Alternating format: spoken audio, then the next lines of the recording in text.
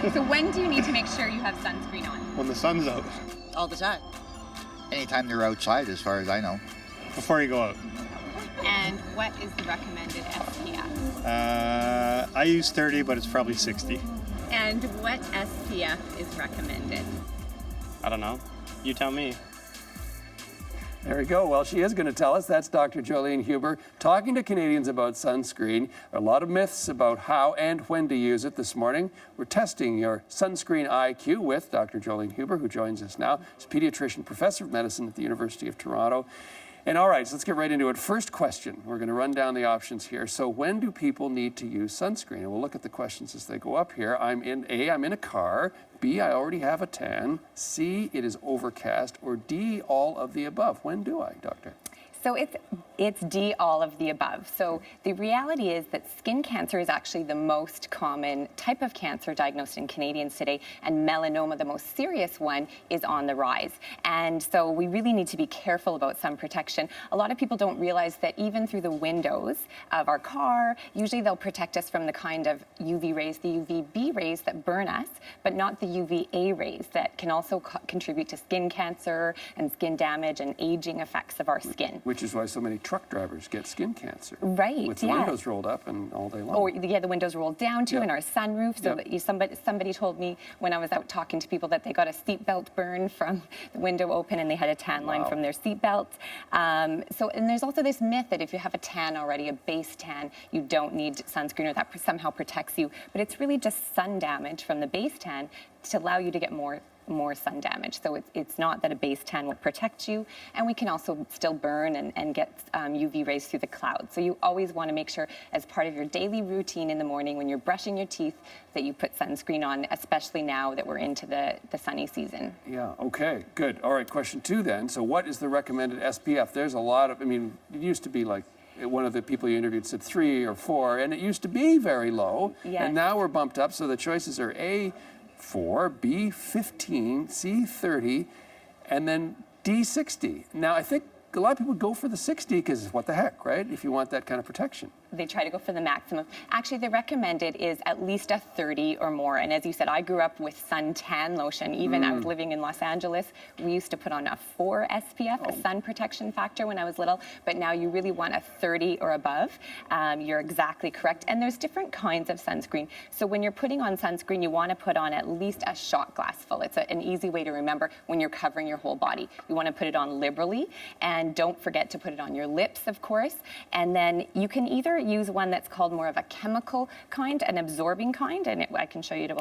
This one will absorb more into the skin when you rub it in, whereas a barrier or a physical kind is the kind that just sort of sits on top of your skin and protects you, and that's a barrier kind. It doesn't have the chemicals that absorb. Right, and those of us who like water sports, like surfing, and there's stuff that sticks on a little better, isn't there? Yeah, and so that's a great point. You want to put it on at least every 2 hours, particularly when you're sweating and doing sports or you're in the water, and you want at least a 30 and look for a broad spectrum UVA and UVB coverage. Okay, we're getting a lot of good information here, so let's move on to question 3. So what are the reasons not to wear sunscreen? We look at that. So under 6 months old, vitamin D exposure. So people saying, hey, I need my vitamin D, right? Which can prevent cancers as well. Right. C, want to avoid chemicals in sunscreen. Okay, we all want to be good to ourselves in that regard. And already wearing makeup with SPF. So are any of those a valid reason not to wear sunscreen?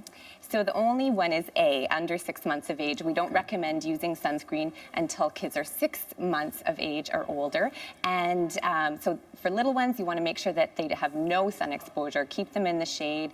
All of us should be wearing the hats and protective clothing, of course. But the other ones are not good reasons not to wear sunscreen. So of course we want vitamin D, and it's great for our bones and calcium, but we get that incidentally. We'll all be getting enough vitamin D already this week just being out in the sun, and you should be more concerned about the sun skin cancer than the chemicals in the sunscreen, and so it's really and also when it comes to makeup, we don't put makeup on our ears, the back of our neck, and it Well, doesn't always... I do. I put it, yeah, but not when I go outside. Right, but usually the SPF in makeup is not high enough, doesn't have that 30 or more that we recommend. Okay, question number 4 then.